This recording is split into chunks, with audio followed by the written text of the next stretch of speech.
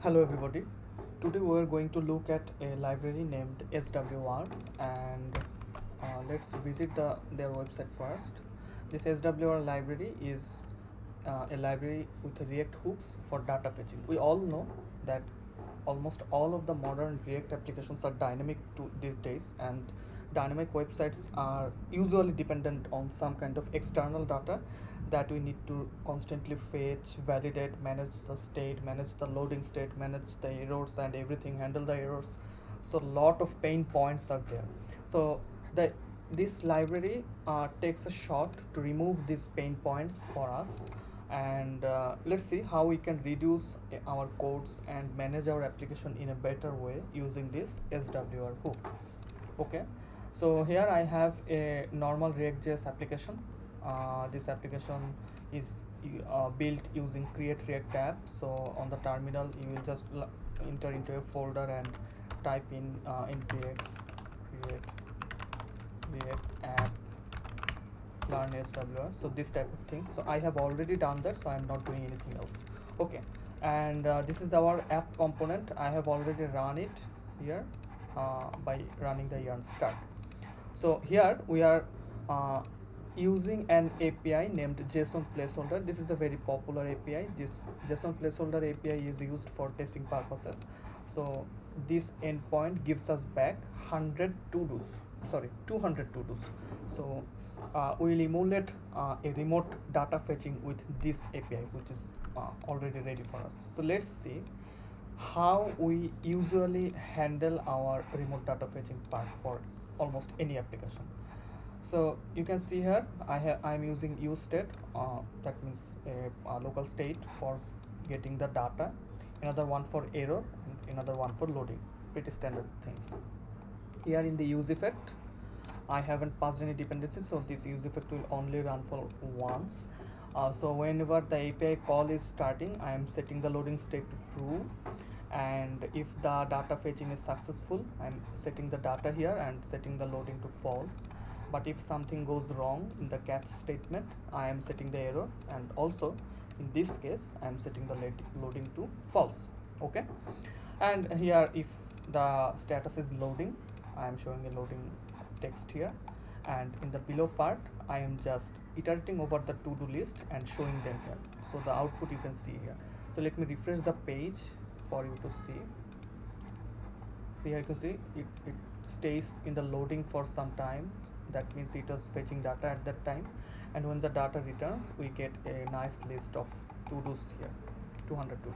Okay, so this is all normal for us. This is all normal for us, and uh, let's see how we can use the SWR hook in order to reduce our pain. Okay, so let's go to their docs.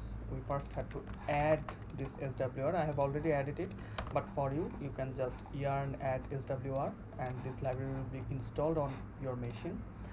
How this library works is it uses a fetcher function. A fetcher function means a normal function with just a fetch functionality. Let's refactor this component so that you can see the difference here. So it's using fetch. If you want, you can use Axios here as well for fetching the data from a remote API source. Okay, and then we import that magical hook, use SWR from SWR, and let's use this hook into our application. Okay, and we have to replace this URL with our JSON placeholder URL, right? Okay, that's it. Let me comment out all of this code. And for getting the loading state, so unfortunately this use SWR hook doesn't return any loading variable yet, but we can get it like this, not error and not data. So that means if there are no error and also no data, that means the status is loading. Okay, so just these two lines of code can replace all of this, right? Let's see if it works the same way as we are expecting. You can see that the functionality is exactly like before. Nothing has changed here. All right, okay, so Now we can understand how this SWR hook can make our lives easier. And also this fetcher function, this is a common function, so it can be reused everywhere. So you will just put it in a common place and use it everywhere and do your all API type configurations, headers, these type of things inside this function. So we will not talk about that. Just try to understand what is happening here. This SWR hook is managing the remote data fetching for us, the errors for us, the loading state, everything for us. It also has some special capabilities. Let's see. We will import another function named mutate. So this what this mutate function does is it gives us the ability to invalidate the query. So what is meant by invalidating the query, that means the data that has already come here, we are going to invalidate this. Okay, so currently this refresh button does nothing. Let's try to add it. Sorry.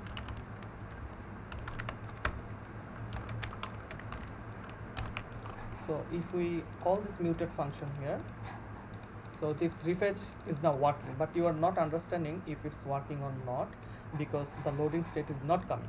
So SWR is smart enough to understand that there are already data. So when I'm refetching the data, it is doing it in the background. So that's why it's not showing any state.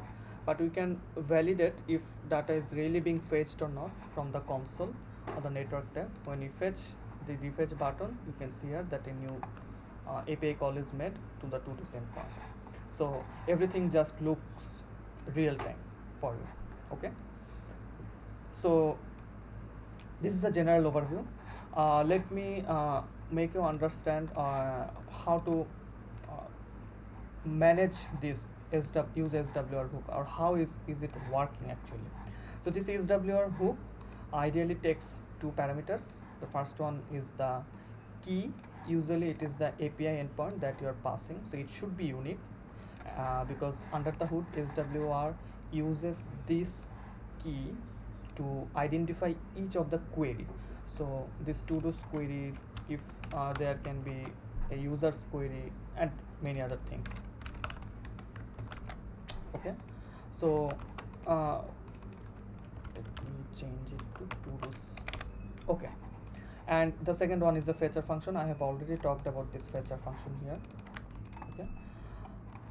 Okay, another thing we can do, if we need to pass more than one variable into the fetcher function, for example we want to get a specific user's data here, we can also do that by making it an array, and in the second function we can pass an user ID, and this user ID will be available as an args here, right? So these are some advanced level stuff that I'm not going to touch today. I'm just trying to show you how it can be useful for us. Okay, let's visit the documentation and see if there is anything else that can make our lives more easy. One favorite thing of mine is this error handling part. So the SWR can handle all of your API errors in one place. Where is it? We can use a SWR config object in our index file. For example, in every React.js application we have an index file. So here we can use this SWR config to handle all of the errors globally. So if you just wrap your app component with this, just like that,